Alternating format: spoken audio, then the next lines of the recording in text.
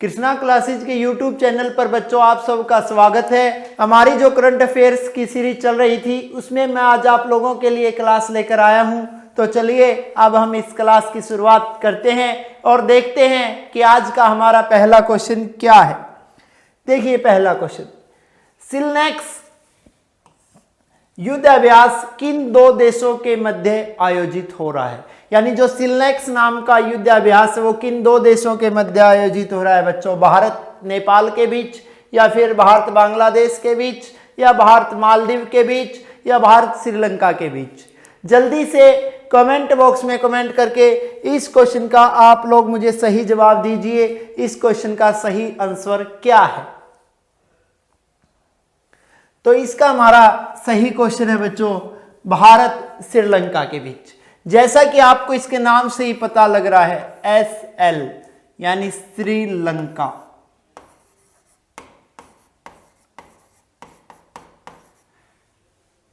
IN यानी कि India.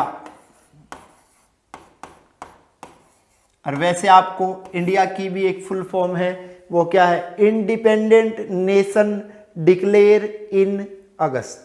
India की फुल फॉर्म क्या है बच्चों, independent nation declare in August. EX यानी एक्सरसाइज।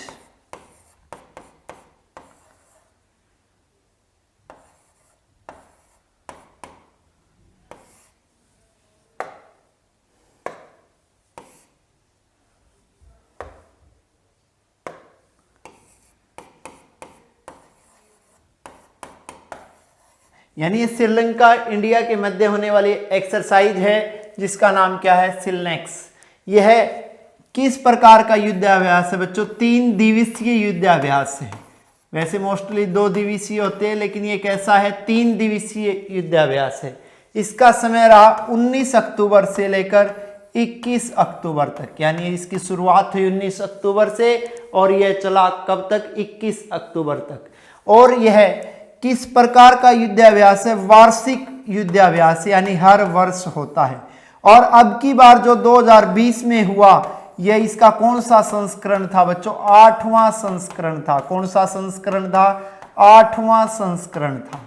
इसके अलावा अगर इसमें बात करना चाहूं तो यह कहां पर, अगर इसका जो आयोजन किया गया, इसका आयोजन कहां पर किया गया बच्चों, श्रीलंका में किया गया। इसका आयोजन कहां पर किया गया, श्रीलंका में किया गया। क्लियर है। और श्रीलंका के भी कौन से तट पर, त्रिकोमाली तट पर। कौन से तट पर भाई, त्रिकोमाली तट पर। त्रिकोमाली तट पर किन 2 देशों के बीच युद्धाभ्यास हुआ, भारत और श्रीलंका के बीच।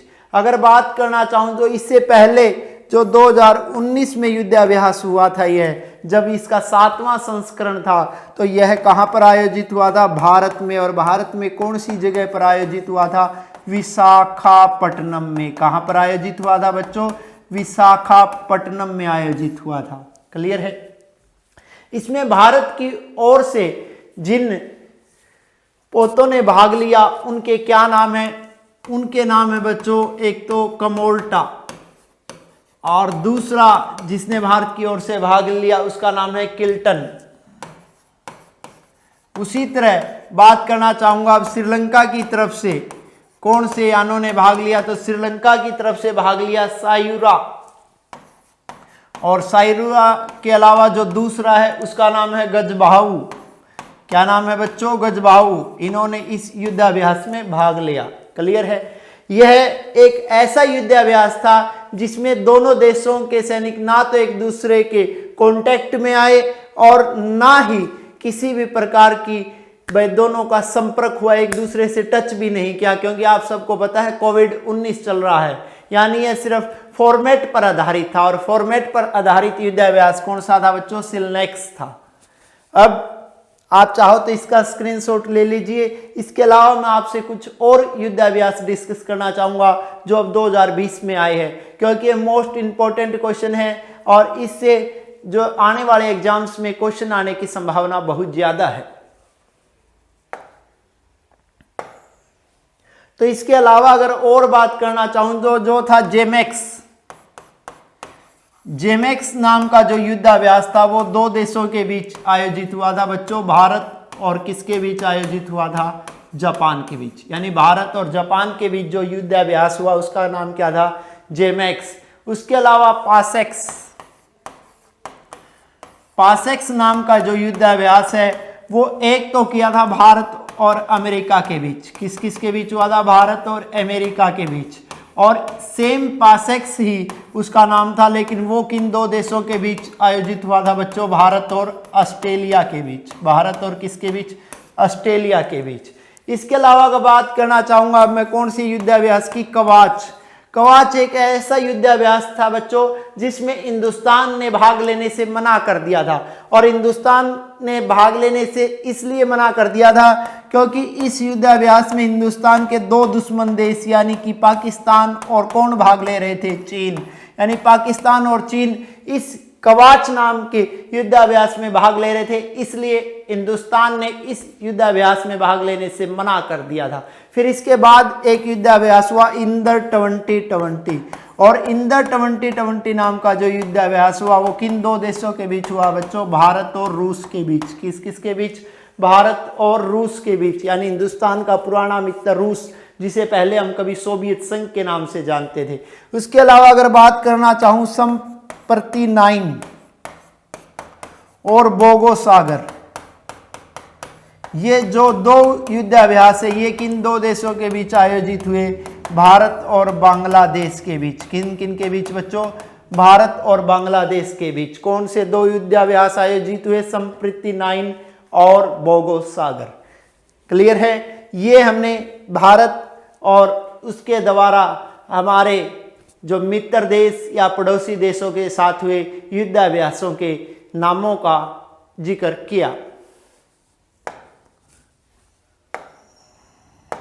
ये अब आपको मैं दृश्य दिखाने जा रहा हूं कौन से युद्धाभ्यास का? सिलनेक्स नाम के युद्धाभ्यास का, जो कि इन दो देशों के बीच आयोजित हुआ, भारत और श्रीलंका के बीच। अब बात करते हैं अगले क्वेश्चन की। आज का हमारा अगला क्वेश्चन क्या है? हाल ही में सीआरपीएफ ने तकनीकी समस्या समाधान हेतु किसके साथ समझौता किया है बच्चों? हमारे ऑप्शन है DRDO, ISRO, IIT Kanpur, IIT Jodhpur. जल्दी से कमेंट बॉक्स में कमेंट करके इस क्वेश्चन का राइट आंसर दीजिए कि इस क्वेश्चन का सही जवाब क्या है।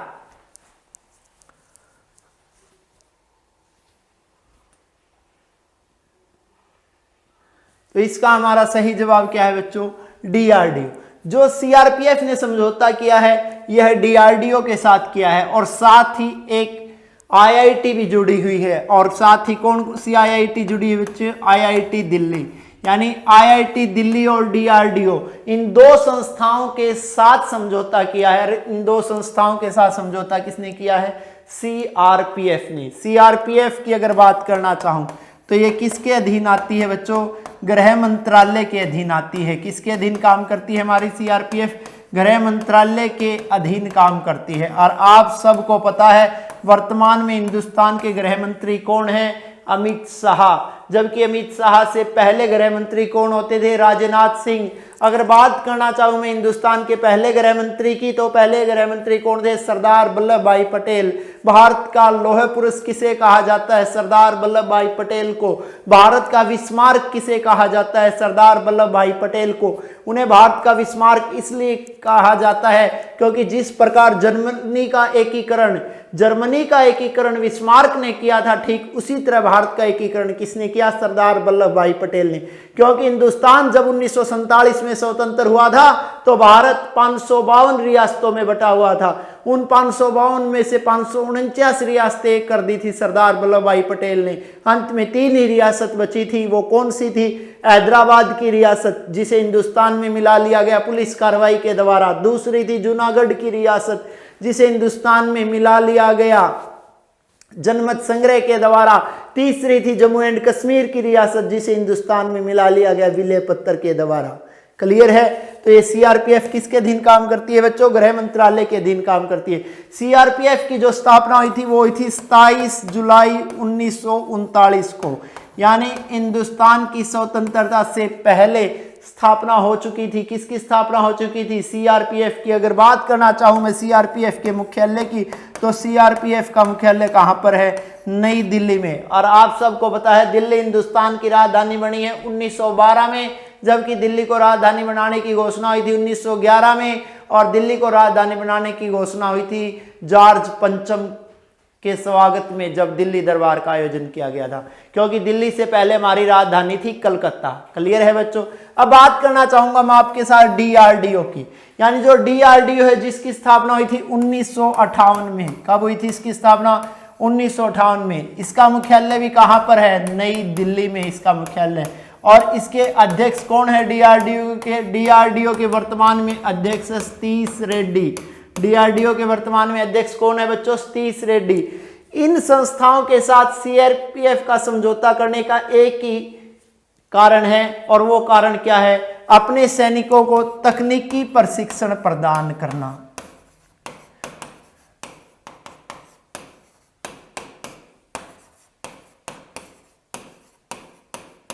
यानी अपने सैनिकों को जो टेक्नोलॉजी की ट्रेनिंग दिलाने के उद्देश्य से सीआरपीएफ ने समझौता किया। और सीआरपीएफ ने किसके साथ समझौता किया है बच्चों? डीआरडीओ के साथ समझौता किया है। अब मैं आपको स्क्रीन पर इमेज भी दिखाना चाहूंगा। यह जो लोगो है, यह लोगो किसका है बच्चों? सीआरपीएफ का, यानी सेंट्रल रिजर्व पुलिस जो हमारी है सीआरपीएफ। और यह किसका है? डीआरडीओ का। क्लियर है? Defence R&D organisation. अब बात करते हैं अगले क्वेश्चन।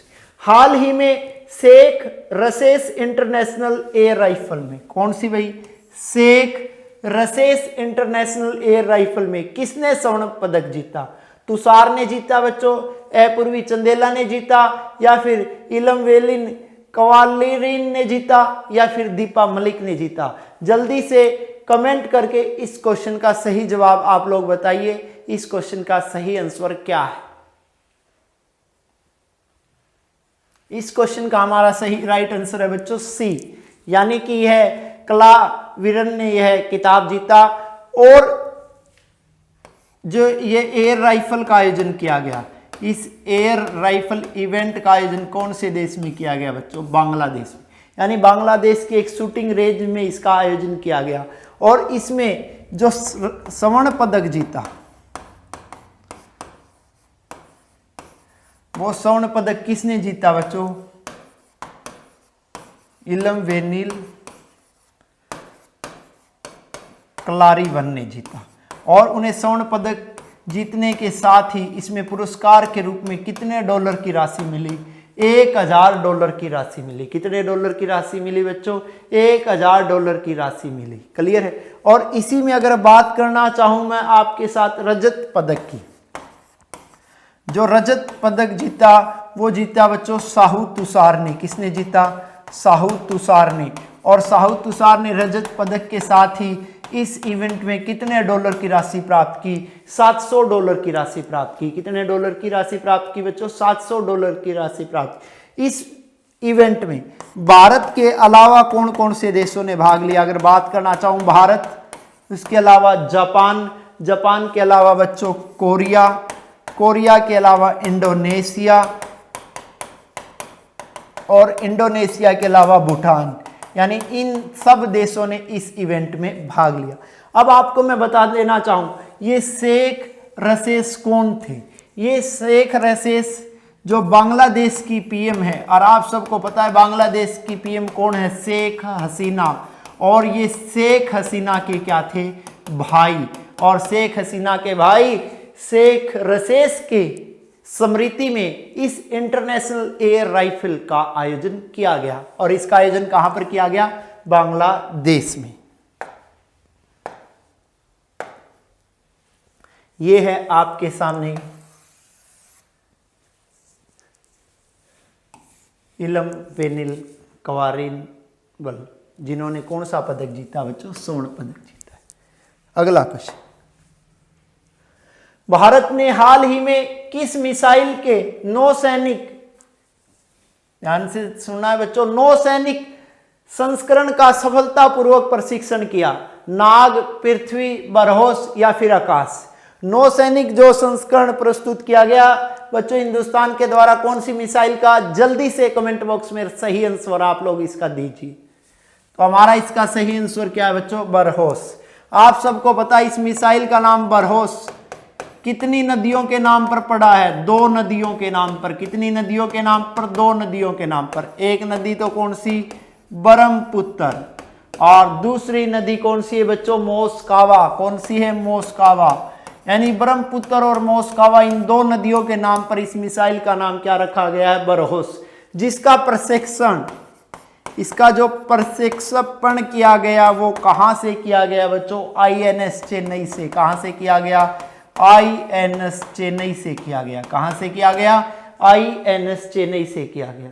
इसकी अगर बात करना चाहूं मैं गति की, तो इसकी गति कितनी है, 2.8 मैक इसकी गति है। कितनी गति है बच्चों, 2.8 मैक गति है। यह किस तरह की मिसाइल है, यह एक क्रूज मिसाइल है। किस तरह की मिसाइल है बच्चों, यह एक क्रूज मिसाइल है। वैसे अगर मैं आपके साथ बात करना चाहूं तो मिसाइल कितनी तरह की होती है, मिसाइल होती है 2 तरह की। कितनी तरह की, 2 तरह की। एक होती है बच्चों क्रूज और दूसरी होती है हमारी बैलिस्टिक। कौन सी होती है, बैलिस्टिक। इन दोनों में क्या डिफरेंस है, नंबर 1, क्रूज का हम रास्ता नहीं बदल सकते। क्रूज का क्या नहीं बदल सकते, रास्ता नहीं बदल सकते। यानी अगर हमने एक बार टारगेट सेट कर दिया और उस मिसाइल को छोड़ दिया, उसके बाद छोड़ने के बाद अगर हम टारगेट चेंज करना चाहें तो चेंज नहीं होगा। जबकि बैलिस्टिक का हम रास्ता बदल सकते हैं। क्या कर सकते हैं, रास्ता बदल सकते हैं। जबकि जो क्रूज मिसाइल होती है वो हल्की होती है और छोटी होती है। किसके मुकाबले, बैलिस्टिक के मुकाबले। यानी यह भारी भी होती है और क्या होती है, बड़ी भी होती है। जो यह ऑक्सीजन प्राप्त करती है, ऑक्सीजन किससे प्राप्त करती है बच्चों, हवा से प्राप्त करती है। जबकि जो बैलिस्टिक मिसाइल है वो ऑक्सीजन साथ लेकर चलती है। ऑक्सीजन क्या करके चलती है, साथ लेकर चलती है। जबकि क्रूज मिसाइल का जो पथ होता है वो सीधा होता है। क्रूज मिसाइल का पथ कैसा होता है, सीधा होता है। जबकि बैलिस्टिक मिसाइल का जो पथ होता है वो अर्धचंद्राकार होता है। बैलिस्टिक मिसाइल का जो पथ कैसा होता है बच्चों, अर्धचंद्राकार होता है। ये मुख्य डिफरेंस है क्रूज और बैलिस्टिक मिसाइल में। क्लियर है। अब आपको मैं स्क्रीन पर कुछ बरहोस देखिए, सी प्लेन प्रोजेक्ट का संबंध किस राज्य से है, राजस्थान से है, तमिलनाडु से है, गुजरात से है या फिर केरल से है। जल्दी से कमेंट करके इस क्वेश्चन का सही जवाब आप लोग दीजिए कि इस क्वेश्चन का राइट आंसर क्या है। हमारा इस क्वेश्चन का बच्चों राइट आंसर क्या है, गुजरात। यानी जो सी प्लेन प्रोजेक्ट है उसका संबंध किस राज्य से है, गुजरात से।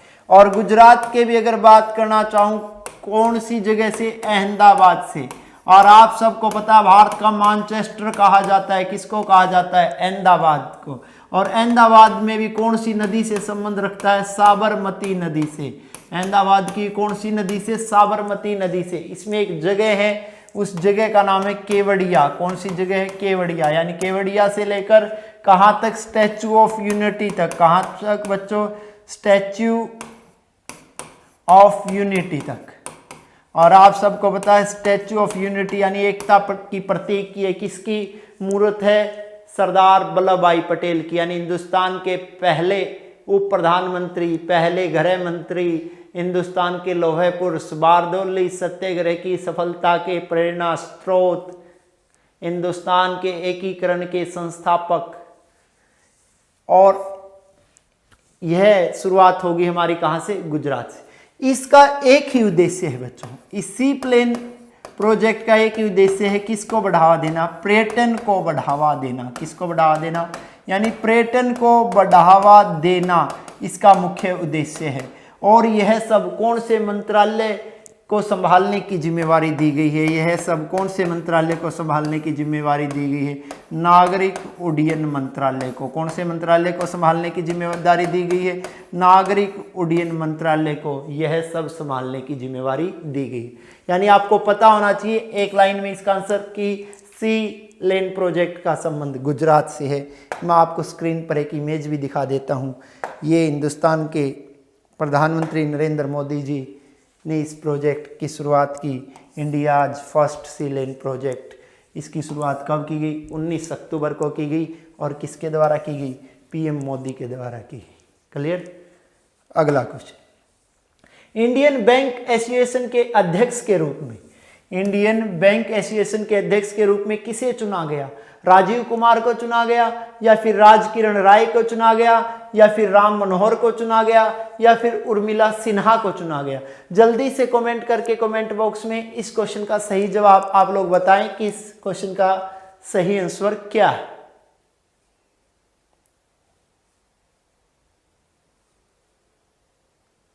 किसे चुना गया बच्चों? राजकिरण राय को चुना गया। इंडियन बैंक एसोसिएशन, जिसे हम शॉर्ट फॉर्म में बोल देते हैं IBA, जिसकी फुल फॉर्म आप सबको पता है इंडियन बैंक एसोसिएशन है।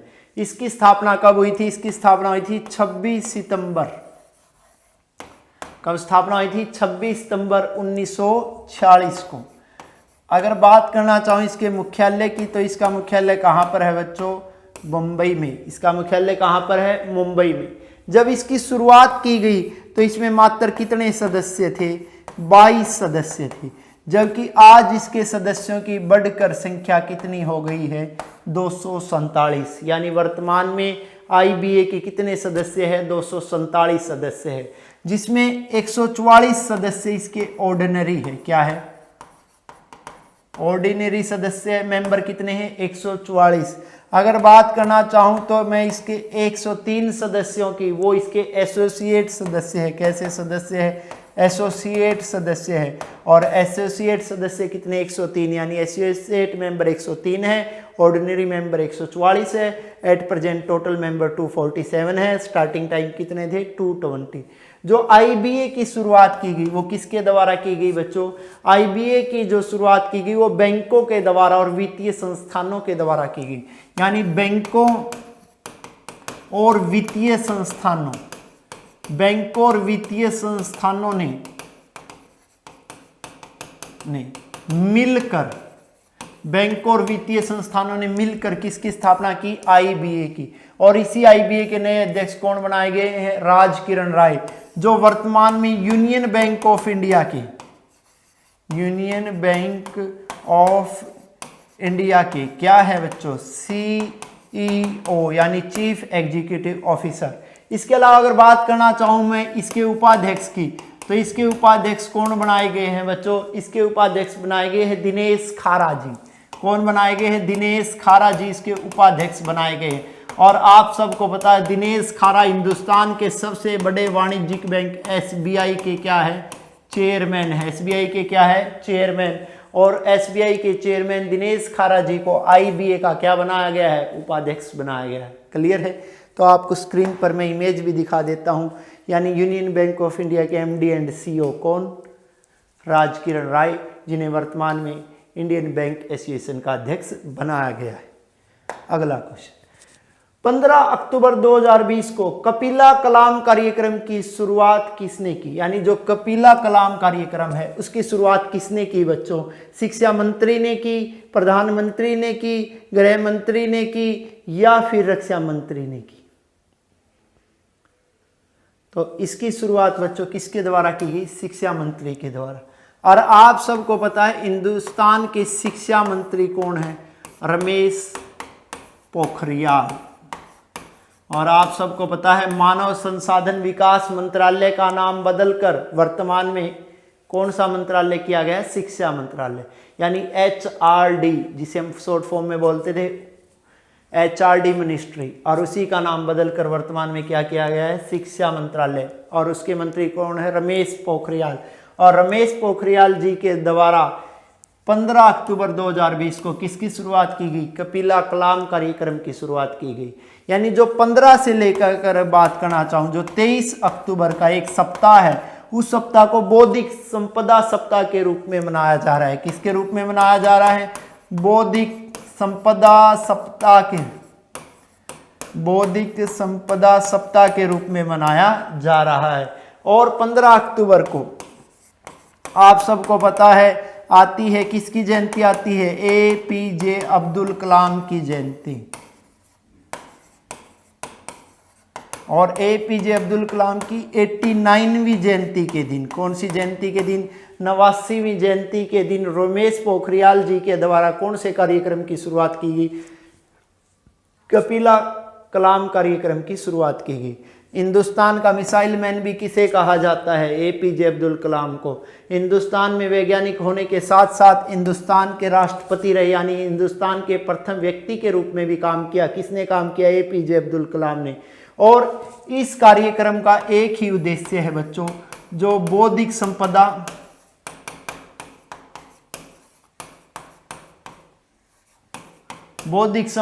साक्षरता एवं जागरूकता। क्या है इसका उद्देश्य? बौद्धिक संपदा साक्षरता एवं जागरूकता, यानी इन सब को एक साथ लेकर चलने के उद्देश्य से शुरुआत की गई है। कौन से कार्यक्रम की? कपिला कलाम कार्यक्रम की। यानी ये है उस टाइम की इमेज जब कपिला कलाम प्रोजेक्ट लॉन्च किया गया हिंदुस्तान के एजुकेशन मिनिस्टर रमेश पोखरियाल के द्वारा। क्लियर? अगला क्वेश्चन, आयुष्मान सहकार योजना की शुरुआत किसने की? प्रधानमंत्री ने की, या फिर चिकित्सा मंत्री ने की, या फिर रक्षा मंत्री ने की, या फिर कृषि मंत्री ने की? जल्दी से कमेंट करके कमेंट बॉक्स में इस क्वेश्चन का सही जवाब दीजिए कि इसकी शुरुआत किसने की। इसकी शुरुआत की बच्चों कृषि मंत्री ने। और आप सबको पता है हमारे कृषि मंत्री कौन है? नरेंद्र सिंह तोमर।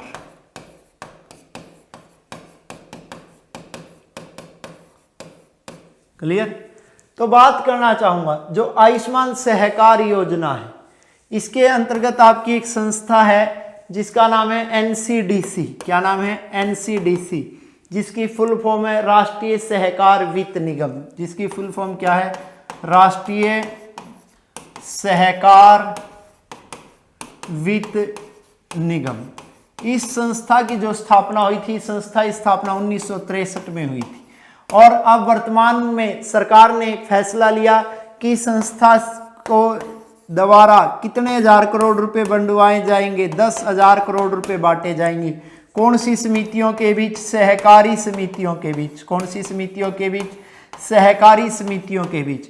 और इन सहकारी समिति इन पैसों का क्या करेगी? सहकारी समिति इन पैसों से जो हमारे ग्रामीण क्षेत्र में मेडिकल की सुविधाओं को बढ़ाने में लगाएगी, जो यानी मेडिकल की सुविधाओं को बढ़ाने में इस पैसे को खर्च करेंगी। कौन सी समितियां? सहकारी समितियां। इस बात का निर्णय लिया गया है कौन सी योजना के अंतर्गत? आयुष्मान सहकार योजना के अंतर्गत। और इस योजना की शुरुआत कर दी गई है हिंदुस्तान के कृषि मंत्री नरेंद्र सिंह तोमर के द्वारा। इस योजना की शुरुआत कब की गई बच्चों? 19 अक्टूबर 2020 को। कब की गई? 19 अक्टूबर 2020 को। यानी इस योजना के अंतर्गत कुल कितना पैसा खर्च किया जाएगा? 10,000 करोड़ रुपए खर्च किए जाएंगे। ये है हमारी आयुष्मान सहकार स्कीम की इमेज। अगला क्वेश्चन, मिशन शक्ति की शुरुआत किस राज्य सरकार ने की है? यानी मिशन शक्ति, नाम से भी अंदाजा लगा सकते हो कि इसका संबंध किससे रहा होगा। मिशन शक्ति की शुरुआत किस राज्य सरकार ने की? बिहार ने की, उत्तर प्रदेश ने की, हरियाणा ने की, या फिर राजस्थान ने की? जल्दी से कमेंट बॉक्स में कमेंट करके इस क्वेश्चन का सही जवाब दीजिए कि इसका संबंध कौन से राज्य से है। इसका संबंध कौन से राज्य से है बच्चों? उत्तर प्रदेश से है। कौन से राज्य से है? उत्तर प्रदेश से है। उत्तर प्रदेश जिसकी राजधानी क्या है? लखनऊ। और नवाबों का शहर किसे कहा जाता है? लखनऊ को कहा जाता है। यानी इस मिशन के अंतर्गत एक ही उद्देश्य है, जो भी महिलाओं के साथ किसी भी प्रकार का दुर्व्यवहार करेगा, बलात्कार का आरोपी होगा या छेड़खानी का आरोपी होगा, यानी जिसके ऊपर महिलाओं से संबंधित किसी भी प्रकार का मुकदमा दर्ज होगा या मुकदमा दर्ज होने के बाद दोष सिद्ध हो चुका होगा, सजा मिल चुकी होगी महिलाओं से संबंधित केसों में, उन व्यक्तियों की जो फोटो है वो क्या की जाएगी? सार्वजनिक की जाएगी। यानी चौक चौराहों पर उन व्यक्तियों की फोटो लगाई जाएगी, यानी समाज के सामने उन्हें बेनकाब करने का काम किया जाएगा। और उन्हें ये बेनकाब करने का काम कौन सी सरकार करने जा रही है? उत्तर प्रदेश सरकार करने जा रही है बच्चों। कौन सी सरकार करने जा रही है? उत्तर प्रदेश सरकार करने जा रही है। कौन सी मिशन की शुरुआत करके? मिशन शक्ति की शुरुआत करके, यानी महिलाओं को सुदृढ़ करने का काम किया जाएगा। महिलाओं की हाथों में शक्ति सौंपी जाएगी, वो किसी भी प्रकार के अपने साथ हो रहे अमानवीय व्यवहार का विरोध कर सके, यानी मिशन शक्ति, नारी सुरक्षा, नारी सम्मान, नारी स्वावलंबन।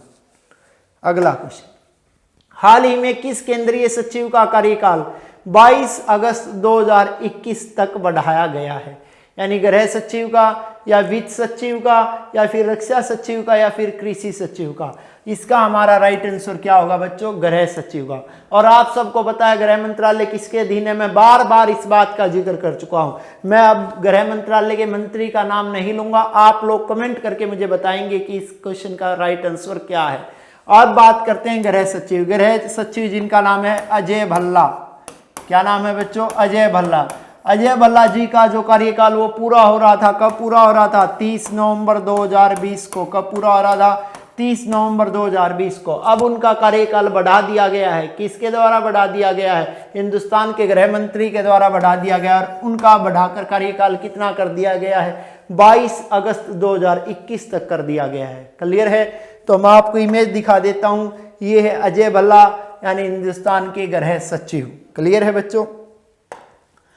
तो आज की हमारी ये करंट अफेयर्स की क्लास यहीं पर कंप्लीट होती है। इसके अलावा मैं आप लोगों से कुछ जानकारी और साझा करना चाहूंगा। वो जानकारी क्या है? जैसा कि आप लोगों को पता है, हमने केसी ऑनलाइन क्लासेस के नाम से कृष्णा क्लासेस ने अपनी ऐप लॉन्च कर दी है, और अब नवरात्रे चल रहे हैं। इसमें नवरात्रों में आप लोगों के लिए एक स्पेशल ऑफर आया है, नवरात्रे 20, यानी नवरात्रों में अगर आप कोई भी कोर्स खरीदते हैं तो आपको एक्स्ट्रा डिस्काउंट मिलेगा। और आपको कितने परसेंट एक्स्ट्रा डिस्काउंट मिलेगा बच्चों? 20% डिस्काउंट एक्स्ट्रा मिलेगा। इसलिए मौका हाथ से जाने मत देना, अच्छा मौका है। और आप लोग कोर्स लीजिए और अपने भविष्य में जो आप आयाम प्राप्त करना चाहते हो, या जो आपने सपने देखे, उन्हें साकार कीजिए। धन्यवाद।